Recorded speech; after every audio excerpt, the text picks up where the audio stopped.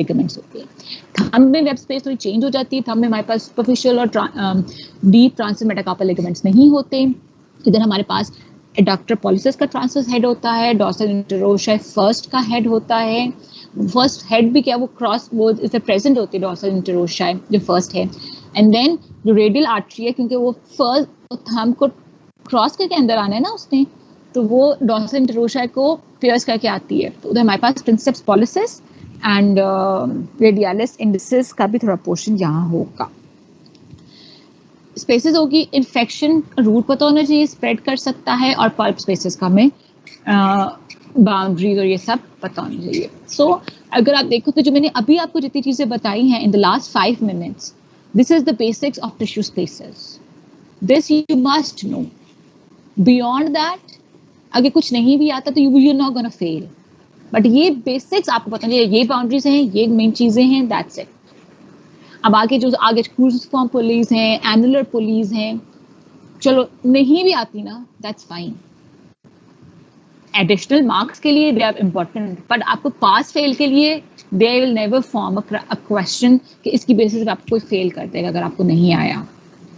सो अभी आपने जब पेज की तैयारी करनी है तो आपने अपने ना बेसिक्स पे करने हैं, बहुत ज़्यादा करने के बजाय। अब मुझे नहीं पता, आप लोग ग्रुप स्टडीज़ करना मुश्किल है, लेकिन अगर आसपास रहते हो वीडियो कॉल पे कर सकते हो। The best way is normally to do a group session. क्या होता है कि एक बच्चा बीडी से पढ़ कर आया है, केएलएम से पढ़ाया है, एक ने चलो लास्ट या ग्रेस देख ली है, अब सब मिलके बैठो, एक टॉपिक के डिफरेंट पोर्शंस को डिवाइड कर लो, हर कोई उस पॉइंट को बोले। एक बंदा जिसने केएलएम से पढ़ा वो उसको बता दे, बाकी लोगों को पता चल जाएगा चीज इस टॉपिक के केएलएम में ये पॉइंट्स नहीं है, हमारे पास ये नहीं है, वो आप ऐड ऑन कर लो। और बाकी लोग जब अपना बोले, आप बाकी लोग उस बच्चे को ये बता दो कि अच्छा बीडी में इस पॉइंट का ये लिखा हुआ था इस टॉपिक से related, which is not mentioned in KLM, ये लास्ट में ही लिखा था। तो उसके क्या हो जाएंगे, एक टॉपिक के तीनों बुक्स के पॉइंट्स कवर हो जाएंगे। इसी तरह दूसरे बच्चे की बारी आएगी। So normally it's all up to you how you prepare. हम लोग ऐसे करते थे because viva is more about कि आपने कैसे, viva is totally in students control. ये मुझे हमेशा मेरे टीचर्स ने भी बताया है और ये मैं आपको भी बता रही हूँ। You are in complete control of your viva, not your examiner, because जो आपके एग्जामिनर होते हैं they pick out questions from your answers. So first thing, do not take a name of anything जिसका आपको पता नहीं है इन योर वाइवा, क्योंकि आपको एग्जामिनर ने वही पॉइंट आगे उठा के आपसे क्वेश्चन पूछ सकता है। There is always a chance. मैं खुद भी जब वाइवा लेती हूँ, आई ऑलवेज, आपका एक चीज से स्टार्ट होता है ना, तो फिर बच्चा जब जवाब देता है आप उससे फिर आगे जाते हो, उससे आगे जाते हो। So most of the teachers start like that. They follow you. So you should be very careful what you are saying in your viva. इसमें मैं आपको डरा नहीं रही, मैं आपको बता रही हूँ कि आपका पूरा कंट्रोल है। तो डोंट यूज द टर्म्स जो आपको नहीं पता, कोई बात नहीं, सिंपली जवाब दे दो, वो क्वेश्चन उधर ही खत्म हो जाएगा, फिर नया क्वेश्चन आ जाएगा। लेकिन अगर आप कोई ऐसे डिफिकल्ट टर्म यूज करते हो जिसका पता भी नहीं है, फिर there are chances that you are gonna get confused हो जाओगे आगे। difficult if the question examiner is going to ask the question on that and you don't know it, तो examiner को पता जाएगा इसको तो पता ही नहीं है कुछ इस बारे में। and अगर एक question का आंसर नहीं आता, I would say कि तुक्का मारो। if you have even 60% chance कि अच्छा हाँ इसका आंसर ये हो सकता है तो बोल दो, but if you are blank about something तो तुक्का मत मारो, क्योंकि अगर आप उसका आंसर गलत देके एक और चीज बताओगे तो एग्जामिनर को ये लगेगा कि अच्छा एक तो जो चीज मैंने पूछी थी इसको वो नहीं आती, दूसरा जो आंसर मुझे दिया इसका मतलब है कि ये पोर्शन भी इसको नहीं आता क्योंकि उसने मुझे इसके आंसर में ये बताए हैं। सो एक्सेसिव टॉकिंग भी नहीं करनी, क्वेश्चन सुनो उसका जवाब दो, नहीं आता कोई बात नहीं, there will be other questions, do not panic and trust me, all your examiners know your situation and everybody is going to be lenient with you, so take advantage of that। अपनी तैयारी जितनी कर सकते हो basics करो, cover करो अच्छे से and give your exam। जितना डिले करोगे आपका रिजल्ट लटका रहेगा। अभी हम साथ साथ बेशक ऑनलाइन लेक्चर्स हो रहे हैं बट हो रहे हैं, आप लोग भी ले रहे हो लेक्चर, आगे आपका दूसरा रिजल्ट स्टार्ट हो जाएगा, उसके बीच में उसकी सब स्टेजेस चल रही हैं, आपके और टेस्ट भी चल रहे हैं, आप फिर इस रीजन का वाइवा कैसे दोगे? So it is my advice कि अभी यू आर बेस्ट प्रिपेयर्ड. बाद में और जब रीजन आ जाएगी ना और चीजें आ जाएंगी, thing will get more tough. Yes ma'am. ठीक है. और टेंशन वाली कोई बात नहीं है. मुझे पता है पहली सब स्टेज की हमारी दफा तो पहले सब स्टेज ही वाइवा थी, तो हमें बहुत टेंशन थी. पहली स्टेज की भी बहुत टेंशन होती है, बट कुछ आउट ऑफ द वर्ल्ड नहीं है. This is something you already been through. Viva आपको थोड़ा डिफरेंट लगेगा, बट आप लोग पहले आई थिंक प्रैक्टिकल्स का वाइवा भी देते हो ना FSC में, so it's more or less like that. And ma'am जो 7th को हमारा जी बेटा, मैम जो 7th का हमारा रिटर्न होगा वो MCQs बेस होगा. हाँ जी MCQs बेस होगा. अच्छा एक बात है कि मैंने ना सालिका को अटेंडेंस शीट दी थी. एक तो चाहे सालिका ने मुझे खुद फिल करके दे दिए, लेकिन जितने भी बैच रिप्रेजेंटेटिव्स हैं all the 6 batches, I will be sending you 3 sheets. आपने अपने अपने बैच की उस नेम्स हैं उनके आगे मुझे रोल नंबर और बैचेस लिख के देने हैं. ठीक है. अब बेशक वो अपने आगे आप बच्चों को फॉरवर्ड कर दो. You just have to write your roll number in front of it and your batch.